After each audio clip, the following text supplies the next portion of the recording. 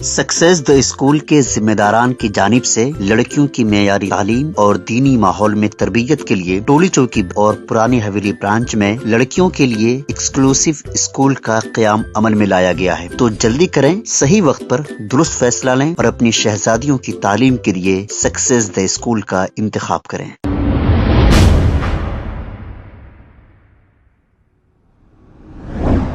अस्सलाम वालेकुम नाजरीन, 7H न्यूज सच को रखे आपके आगे। नाजरीन, चोरी और सीनाजोरी। चंदा चोर HYC के अय्यूब ने 2 बजे रात को सफदर अली को कॉल करके किस तरह से बात कर रहा है, ऐसा दिख रहा है चोरी और सीनाजोरी धमकी दे रहा है और ये कह रहा है कि मैं अभी आऊं क्या। इस पर सफदर अली ने इन चंदा चोरों से अच्छे सवालात किए और इन्हें मुंह तोड़ जवाब दिया है। शहर के 2 मशहूर चंदा चोर जो लोगों के जज्बाती वीडियो, इमोशनल वीडियो बताकर अब तक पैसे खाते थे, लेकिन अब फलस्तीन का सहारा लेते हुए फलस्तीन के वीडियो बताकर अब बड़े पैमाने पे करोड़ों रुपए ये चंदा वसूल कर लिए हैं। अब लोग इनसे सवाल कर रहे हैं, वहां पर कोई मुल्क जा नहीं सकता, तो ये जवाब दे रहे हैं कि आज नहीं कल हम जाते, कल नहीं परसों जाते, ऐसे जवाब दे रहे हैं। और ये फोन करके लोगों को धमका भी रहे हैं और इनके पाले हुए पालकड़े इनके वीडियोस को शेयर कर रहे हैं और कमेंट्स कर रहे हैं। अब हम इन चंदा चोरों से ये पूछना चाह रहे हैं कि तुम्हारा कारोबार क्या है। हालांकि कई बार हमने इनसे पूछा और ये 2 बार PD एक्ट में और दूसरे मुकदमों में भी ये जा चुके हैं, लेकिन अब इतना पैसा कमा चुके हैं चंदा चोरी का, इन्हें शर्म नहीं आ रही, ना इनके खानदान की इज्जत का ख्याल है, ना ये खुद अपनी इज्जत का ख्याल कर रहे हैं। लेकिन इन पर कई मुकदमे बुक होते जा रहे हैं, बहुत जल्द सलाखों के पीछे जाएंगे। लेकिन हमारी आप लोगों से भी गुजारिश है, ऐसे चंदा चोरों को बजाय पैसे देके इनकी हिम्मत अफजाई करने के गरीब लोगों को पैसे दे दीजिए। आप पढ़े लिखे होते हुए भी इन चंदा चोरों को पैसे दे रहे हो और इन्हें चोरी करने का रास्ता आप लोग खुद बता रहे हो, तो इसका जवाब भी आप ही को देना पड़ेगा अल्लाह के पास। आइए देखते हैं ये रिपोर्ट।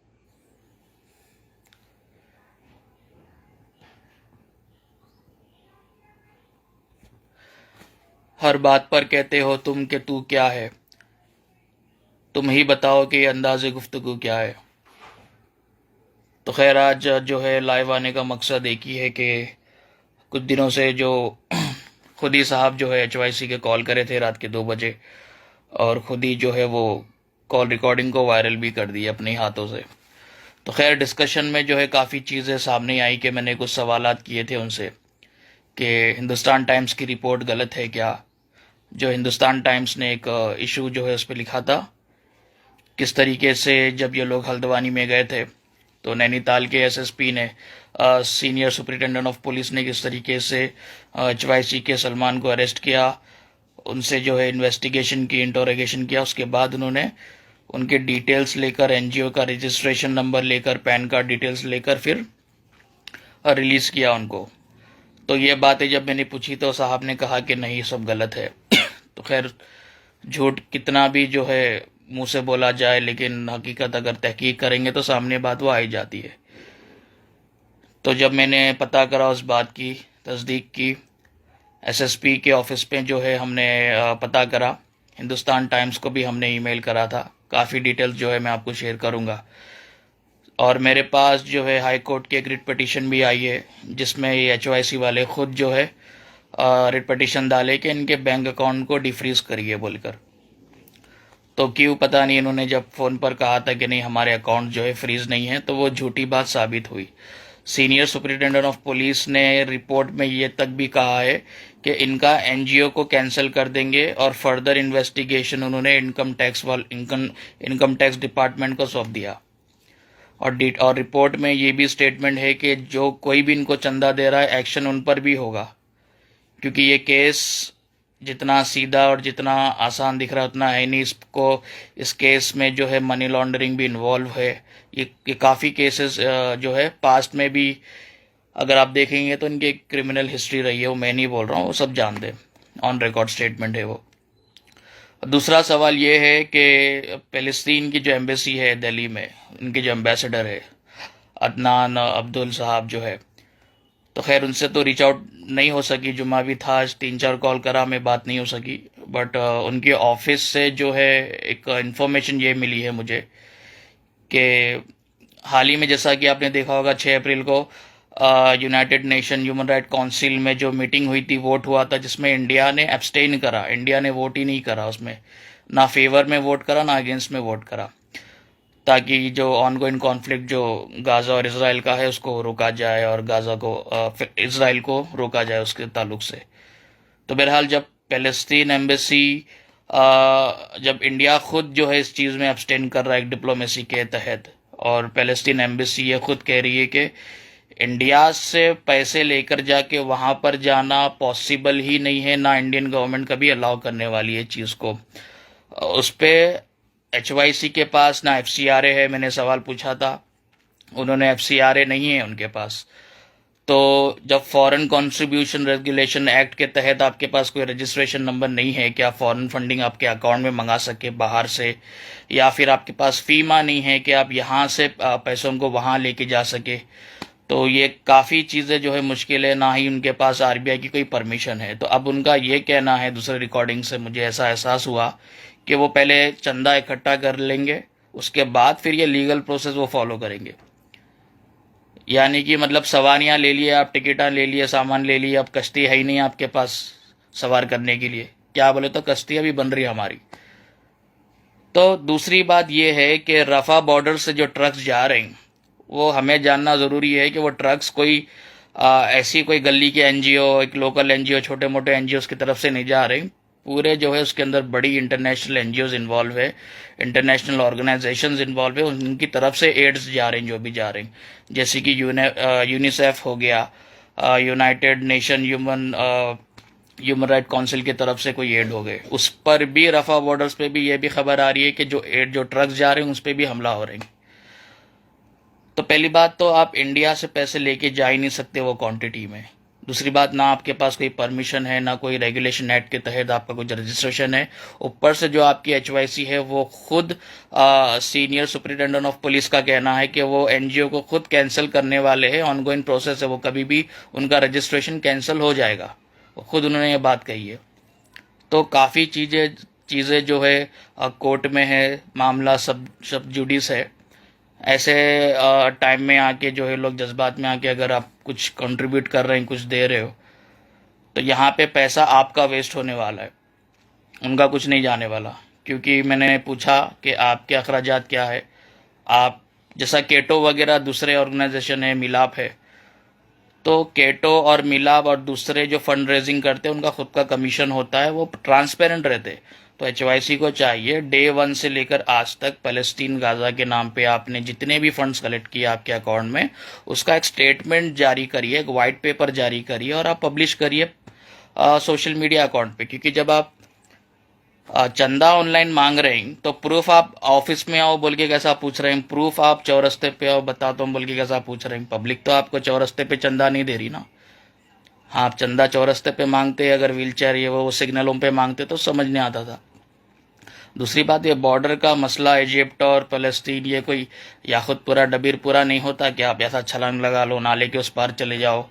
समझ रहे हैं, उतना आसान नहीं है ये चीज़। काफ़ी जो है इसमें प्रॉब्लम्स है, काफ़ी कॉन्फ्लिक्टेड है चीज़ें। आसानी से इंडियन सिटीज़न को तो आसानी से कोई चीज़ मिलने वाली है ही नहीं। तो ये लोगों को भी समझना चाहिए कि जज्बात में आके जो है चंदा मत दीजिए ऐसा किसी को भी, उस ऑर्गेनाइजेशन को कि जिसका ऑलरेडी पास्ट एक क्रिमिनल हिस्ट्री रही है। चंदे के ताल्लुक से काफ़ी इंसिडेंट रहे हैं, ये जेल को जाके आए, 6-6 महीने, 8-8 महीने, 3-3 महीने जेल में जाके आए सो ये लोग आए चंदे के धंधे में ही। तो वैसे लोगों को फिर जो है समझना चाहिए कि केटो मिला प्रमोशन चार्जेस पेमेंट गेटवे लेती सिर्फ। सही है। तो केटो मिलाप लेते हैं, ओपनली ले रहे हैं, उन्होंने हमारा ये पेमेंट है, हम ये परसेंटेज ले रहे हैं बोल के। तो HYC को भी चाहिए कि आप क्या ले रहे हैं बताइए। आप जो है टोली चौकी पे, यहाँ पे, वहाँ पे आप प्रोजेक्ट करते हो अपना, रमज़ान प्रोजेक्ट, ये प्रोजेक्ट के नाम पे, तो वो जो पीछे बड़े बड़े LCDs होते हैं, पूरा सेटअप होता है, उसका खर्चा कहाँ से आ रहा है? क्या वो खर्चा भी आप चंदे के पैसों से कर रहे हैं? आपके ट्रैवलिंग अलाउंस, आप फ्लाइट में जाते हैं, आप गाज़ा जो है बिजनेस क्लास में जा रहे हैं कि किस में जा रहे हैं, या होटल में रह रहे हैं, आपका खाने पीने का खर्चा, पेट्रोल अलाउंस, आपके जो आजू बाजू बच्चों को पाल के रखे उनका खर्चा, क्या ये सब भी आप मोबाइल की दुकान से दे रहे हैं आपकी, या फिर आप यही चंदे के पैसों में से यूटिलाइज कर रहे हैं आप? तो काफ़ी चीज़ें जो है सिर्फ दिल से मत सोचो, जज्बात से आके मत सोचिए, सवाल करिए जो डोनर्स है। और जो हैदराबाद पुराने शहर में काफ़ी स्लम एरियाज है, आप पहले वहाँ पे रीच आउट हुई आप हम यहाँ पे भी कर रहे हैं, वहाँ पे भी कर रहे हैं। अब आप कहाँ की चाइना, फिर बाद में आप जो है चांद पे चले जाएंगे आप, फिर समझ रहे हैं, चांद पे कोई भी नहीं गया, हम यहाँ चलो चांद पे जाते हैं बोल के। तो ऐसा नहीं होता। International terms conditions rules regulation बहुत सारी चीज़ होती है, वो सब ध्यान में रखिए। जो आसानी से जिन लोगों की मदद हो सकती है, मैं डोनर्स को बोल रहा हूँ, एचवाईसी को नहीं बोल रहा हूँ, आपके अड़ोस पड़ोस में आप जाके दे दीजिए पैसा, उनको ज़्यादा एक्सेस है, ईजी वहाँ पे आप दे सकते हैं, ना कि आप जो है गाजा और फ़लस्तीन के लिए इतना आप सोच रहे हैं। फिलहाल दुआ करिए, सबसे पहले उनको दुआ की ज़रूरत है वहाँ पे, क्योंकि ऑलरेडी काफ़ी इंटरनेशनल एड्स वहाँ पर खड़ी हुई है, मौजूद है। एयर ड्रॉप्स के ज़रिए जो है प्लेन हेलीकॉप्टर्स के ज़रिए जो है वहाँ पे मदद भी पहुँचाने की कोशिश कर रहे हैं। बाय रोड चीज़ें लेके जाना मुश्किल है। दूसरी एक और चीज़ आपको मैं बताऊँ कि सलमान साहब एक वीडियो बनाए थे, मुस्लिम अराउंड द वर्ल्ड ऑर्गेनाइजेशन का नाम लेते हुए, उनका लोगो लगा के बताते हुए कि हमको चंदा दो, हम MATW को चंदा देंगे। तो जब MATW से हमारी बात हुई तो उन्होंने बताया कि नहीं, उन्होंने तो हमारे साथ कोई पार्टनरशिप नहीं करी, ना हमको उनकी तरफ से कोई पैसा आया है, उन्होंने हमारे नाम पे पैसा ले लिया बट हमको कुछ नहीं मिला। तो इंशाल्लाह वो भी मैं पोस्ट करूँगा। तो बड़े बड़े एजेंसीज, इंटरनेशनल एजेंसीज, बड़े इंटरनेशनल ऑर्गेनाइजेशंस जो वहाँ के हैं, जो जिनके पास फीमा है, जिनके पास FCRA है, जो वहाँ के गवर्नमेंट के जो भी उनके रूल्स रेगुलेशन बैंक्स जो देते, वो उनके पास पूरा परमिट रख के वो नहीं कर पा रहे, उनको मुश्किलात हो रही है। तो ये लोग कैसा कर सकते हैं? डोनर्स को चाहिए सोचे कि बहुत ही जो है सिर्फ जज्बात में लाके कभी कोई वोट लेता, कोई सियासी जमात, अभी जज्बात में आके उन्होंने चंदा ले रहे हैं। तो अपने पर्सनल एक्सपेंसेस भी आप कहाँ से उठा रहे हो, ये भी सवाल है। आप एक मोबाइल की दुकान वाला कैसा SUV मेंटेन कर सकता है? एक मोबाइल की दुकान चला रहे हैं साहब, ऐसा तो फिर कितने मोबाइल की दुकान वाले पूरे करोड़पति हो जाना वो हिसाब से। तो काफ़ी चीज़ें दिल से, जज्बात में, जोश में, गुस्से में आके काम मत लो आप लोग। सीधा जो है जैसा जवाब देना है वैसा जवाब दीजिए, मेरे सवालों का जवाब दीजिए। मेरे से जब बात हुई थी, HYC अय्यूब ने हर चीज़ को गलत है गलत है गलत है कर रहे थे। अब जब हम तहकीकात किए तो कुछ भी गलत नहीं, न्यूज गलत है, इनके अकाउंट फ्रीज होके पड़े हुए हैं, इनका NGO का रजिस्ट्रेशन कैंसिल होने वाला है कभी भी, या हो भी गया होगा किसको मालूम। ऑलरेडी ऑनगोइंग इन्वेस्टिगेशन है इनकम टैक्स डिपार्टमेंट की तरफ से, सेंटर की एजेंसीज लगी हुई है कि ये क्या कर रहे हैं।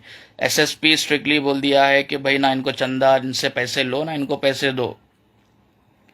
इनको जो डोनेशन देगा लाखों रुपए, तो उन पर भी इन्वेस्टिगेशन होगी कि भाई कौन सा पैसा आई है। तो पहले अड़ोस पड़ोस में जो है, इस्लाम भी यही बोल रहा कि पहले अड़ोस पड़ोस में मदद करिए। आपके घर के बाजू में देखिए, आपके फैमिलीज़ में देखिए, लोग राशन को दाने दाने को मोहताज है, पहले उनकी मदद कीजिए।